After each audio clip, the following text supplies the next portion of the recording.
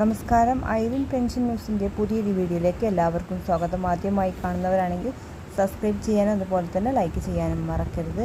സംസ്ഥാനത്ത് ക്ഷേമ പെൻഷൻ ഇന്നലെ മുതൽ ആരംഭിച്ചിരിക്കുകയാണ് വിതരണം. ഒരു ഗഡുവാണ് വിതരണം ചെയ്യുന്നത്. ഇതിനായി ധനവകുപ്പ് 900 കോടി രൂപയാണ് അനുവദിച്ചിരിക്കുന്നത്.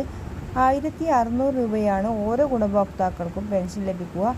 ബാങ്ക് അക്കൗണ്ട് ഉള്ളവർക്ക് ആ രീതിയിലും വീട്ടിൽ പെൻഷൻ ലഭിക്കുന്നവർക്ക് സഹകരണ സംഘങ്ങൾ വഴിയാണ് ഇന്നലെ വിതരണം. ബാങ്ക് അക്കൗണ്ടിലൂടെയാണ് വിതരണമാണ് ആദ്യം ആരംഭിച്ചിരിക്കുന്നത്.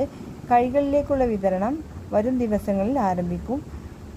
നല്ല നിലപാടാണ് സ്വീകരിച്ചിരിക്കുന്നത്.